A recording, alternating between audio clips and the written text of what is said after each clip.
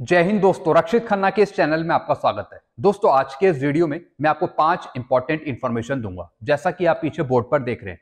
और इसी के रिगार्डिंग कुछ मैसेज हैं, कुछ नोटिफिकेशन है, कुछ लेटर है, वो भी मैं आपको साइड में दिखाऊंगा, वो भी आप चेक करेगा। वीडियो में आगे बढ़ने से पहले एक छोटी सी गुजारिश करूंगा, अगर आप पहली बार मेरा चैनल देख रहे हैं या फिर वीडियो देख रहे हैं तो आप मेरा चैनल सब्सक्राइब कर सकते हैं, क्योंकि दोस्तों वेलफेयर से जुड़ी जो नई नई जानकारी आती है वो आपको दी जाती है टाइम टाइम पर, और पेंशन से रिलेटेड जो प्रॉब्लम आती है उसका भी सोल्यूशन किया जाता है। तो दोस्तों, तमाम जानकारियां लेने के लिए और अपनी पेंशन का सोल्यूशन लेने के लिए आप मेरे चैनल से जुड़ सकते हैं या फिर चैनल सब्सक्राइब कर सकते हैं, जिसका नाम है रक्षित खन्ना। चलते हैं दोस्तों पहली इंफॉर्मेशन की तरफ। स्पर्श से पेंशन मिलना शुरू फरवरी की। जिनको मैसेज मिला वो कमेंट करिए, जिनको नहीं मिला वो भी कमेंट करिए। दोस्तों, जैसा आपको पता है, आपको मैसेज मिला होगा फरवरी की पेंशन का, लेकिन अभी भी कुछ ऐसे पेंशनर हैं जिनको फरवरी की पेंशन का मैसेज नहीं मिला क्रेडिट होने का। लेकिन दोस्तों, उनके पास भी मैसेज आ रहा है, धीरे धीरे आ रहा है। अब हो सकता है कि पेंशन क्रेडिट होने के बाद आए मैसेज, लेकिन दोस्तों आज स्पर्श की तरफ से आपकी पेंशन जारी हो रही है, फरवरी की पेंशन। और दोस्तों, अगर आपके खाते में आई है पेंशन तो आप नीचे कमेंट करिए, जिनको नहीं मिली वो भी कमेंट करिए, क्योंकि दोस्तों कुछ ऐसे पेंशनर हो सकते हैं जिनका लाइफ सर्टिफिकेट सबमिट नहीं हुआ, तो हो सकता है कि उनको आज फरवरी की पेंशन ना मिले।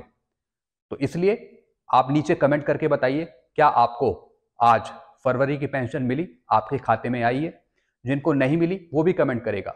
बाकी दोस्तों, जो बैंक से पेंशन ले रहे हैं उनको भी दोस्तों आज मिल सकती है, आज शाम तक उनके खाते में पेंशन दी जाएगी, तो वो भी नीचे कमेंट करिए, चाहे स्पर्श के पेंशनर हो या फिर बैंक से अपनी पेंशन ले रहे हो। दोस्तों, आज आपके खाते में पेंशन डाली जा रही है। चलते हैं दोस्तों अगली इंफॉर्मेशन की तरफ।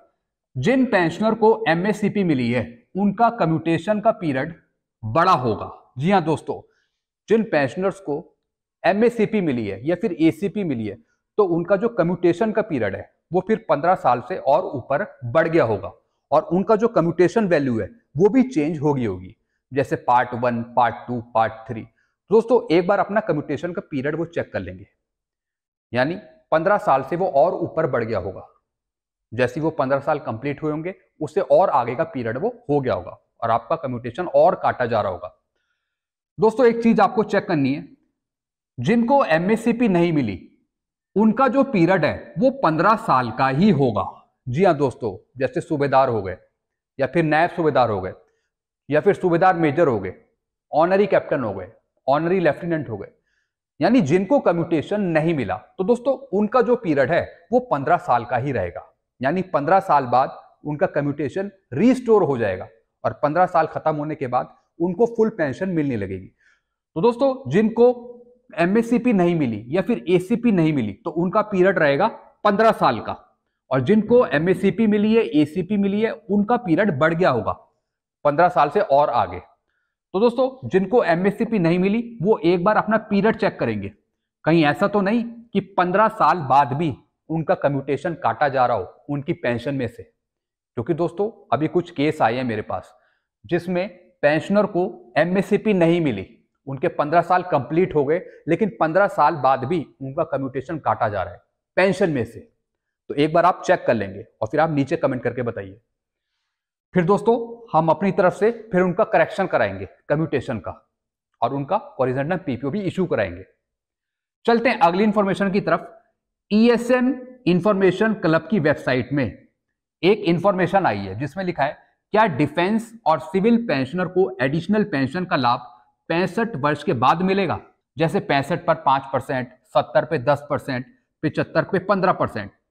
दोस्तों, इनकी जो इंफॉर्मेशन है उसमें लिखा हुआ है कि कई सोशल मीडिया पे आपको बताया जा रहा है कि आपकी जो एडिशनल पेंशन है वो 65 पे 5%, 70 पे 10%, 75 पे 15% होगी, और इसके बेस पर आपको कोर्ट केस करना चाहिए एडिशनल पेंशन लेने के लिए। लेकिन इनकी इंफॉर्मेशन में बताया कि किसी भी पेंशनर को कोर्ट केस करने की जरूरत नहीं है, क्योंकि अभी जो मामला है ये भारत सरकार के पास पेंडिंग में है। अभी भारत सरकार ने इस पर कोई निर्णय नहीं दिया है, इसलिए आपको कहीं इधर उधर पूछने की जरूरत नहीं है, ना ही इस पर केस करने की जरूरत है कि आपको 65 पे 5% दिया जाए, 70 पे 10% दिया जाए या फिर 75 पे 15% दिया जाए। क्योंकि दोस्तों, अगर आप इस पे केस करते हैं तो कुछ नहीं होगा, क्योंकि दोस्तों भारत सरकार का भी कोई फैसला नहीं आया इस पर। तो सिर्फ आपको अगर केस करना है तो एडिशनल पेंशन पे आप कर सकते हैं, जैसे आपको 80 स्टार्टिंग पे चाहिए एडिशनल पेंशन 20%, 80 स्टार्टिंग पे चाहिए तब आप कोर्ट केस कर सकते हैं। लेकिन जो ये 65 पे 5% है, 70 पे 10% है, 75 पे 15% है, इस पे आप कोर्ट केस ना करें, बिल्कुल भी ना करें।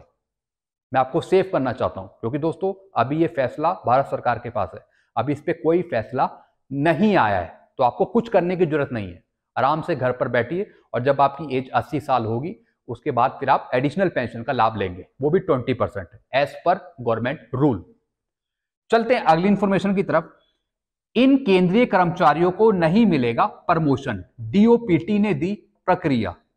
जी हां दोस्तों, एग्रो हरियाणा की खबर है दोस्तों, इनके न्यूज़पेपर की। इन्होंने बताया है कि जो केंद्रीय कर्मचारी हैं उनको नहीं मिलेगा प्रमोशन। दोस्तों जैसा आपको पता है, अगर कोई आपको प्रमोशन मिलना होता है सिविल में या फिर कहीं और, तो उससे पहले डीपीसी होती है, जिसे हम बोलते हैं डिपार्टमेंटल प्रमोशन कमेटी। एक बैठक बैठती है, एक मीटिंग बैठती है, और दोस्तों वो उन नामों का सुझाव देती है जिनका प्रमोशन करना होता है। तो दोस्तों जिन कर्मचारियों का प्रमोशन ड्यू है और डीपीसी में उनका नाम आया है, डिपार्टमेंटल प्रमोशन कमेटी में अगर उनका नाम सुझाव किया गया है, और दोस्तों उन कर्मचारियों के खिलाफ कोई जांच चल रही है या कोई विजिलेंस केस चल रहा है या उनकी जांच कोई पेंडिंग में है, तो दोस्तों उनको प्रमोशन नहीं दिया जाएगा। पहले वो विजिलेंस केस क्लियर होगा, जो उनके खिलाफ जांच चल रही है पहले वो क्लियर होगी, तब उनको प्रमोशन दिया जाएगा। तो दोस्तों ये बताया है एग्रो हरियाणा की खबर ने। तो दोस्तों डीओपीटी ने भी ये प्रतिक्रिया दी थी कि ऐसे जो कर्मचारी है उनको प्रमोशन नहीं मिलेगा, भले उनका नाम डीपीसी में आया हो, डिपार्टमेंटल प्रमोशन कमेटी में उनका नाम आया हो, लेकिन अगर उनके खिलाफ कोई जांच चल रही है या कुछ चल रहा है विजिलेंस केस, तब तक उन्हें प्रमोशन नहीं दिया जाएगा। पहले वो क्लियर होगा तब प्रमोशन मिलेगा। चलते हैं दोस्तों लास्ट इंफॉर्मेशन की तरफ। 2006 के बाद नायक रिटायर हुए या फिर हवलदार रिटायर हुए, कोई फर्क नहीं पड़ता। ये मैं बात कर रहा हूं एंट्री लेवल पे की। 2006 के बाद आप कभी भी रिटायर हुए हो, चाहे आप हवलदार से आए हो, चाहे आप नायब सूबेदार से आए हो, चाहे आप सूबेदार से आए हो, चाहे किसी रैंक से आए हो, लेकिन 1/1/2006 को अगर आप सिपाही थे और अगर आपकी बेसिक पेंशन एंट्री लेवल पे से कम करी हुई थी, तब आपको इसका एरियर मिलेगा। जो 2006 से पहले रिटायर हो गए हैं उनको एंट्री लेवल पे का एरियर नहीं मिलेगा। यानी 1/1/2006 को आप सर्विस में होने चाहिए और एंट्री लेवल पे की जो बेसिक थी अगर उसके अनुसार आपको कम में फिक्स किया, जैसे कोई सिपाही है उसकी बेसिक 6460 से अगर कम में फिक्स करिए, तब उसको एरियर मिलेगा।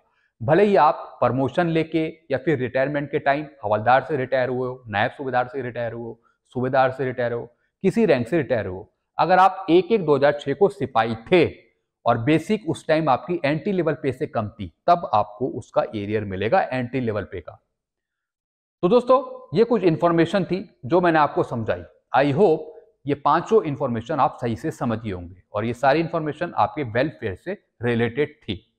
तो दोस्तों अगर आपको और कुछ पूछना हो तो आप नीचे कमेंट कर सकते हैं। वीडियो आपको अच्छा लगता है तो वीडियो को लाइक करें और इस चैनल को आप सब्सक्राइब कर सकते हैं, जिसका नाम है Rakshit Khanna. Thank you so much.